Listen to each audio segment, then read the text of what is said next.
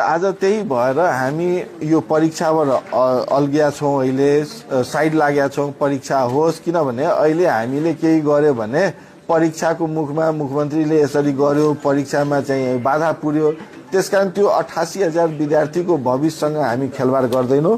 त्यसकारण चाहिँ 88,000 विद्यार्थीको पहिला इक्जाम सकियोस्, त्यस पछाडि हामीले प्रदेश सरकारबाट के निर्णय, किनभने हामीले मन्त्रीजीलाई हिजै भनिसकेका छौँ यस्ता शिक्षा अधिकारी हामीलाई चाहिएन, कि त तपाईहरु मंगाइदिनुस्, किनभने कारबाही गर्ने उहाँहरुको हातमा छ।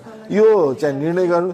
यदि त्यहाँबाट कारबाही भएन भने हामी प्रदेश सरकारबाट उहाँहरुको अफिसमा गएर तालचा मारेर उहाँहरुले चाहिँ यहाँ मध्य प्रदेशमा बस्ने अधिकार कुनै छैन, त्यो हामी निर्णय गर्छौं। र त्यस्ता शिक्षा अधिकारीहरु हामी मध्य प्रदेशलाई चाहिए पनि छैन, जो हाम्रा यहाँका बालबच्चाको शिक्षाको स्तरलाई उहाँहरु चाहिँ आफ्नो अड्डा बनाएर आफ्नो कमाईको अड्डा बनाउन खोज्ने र यो अमर्यादित ढंगले यो शिक्षालाई गर्ने। अब आजै हिजै 7 गतेदेखि अब परीक्षा केन्द्रहरूमा मोबाइल निस्कियो, फ्ल्याप निस्कियो, त्यसको जिम्मेवार को लिने?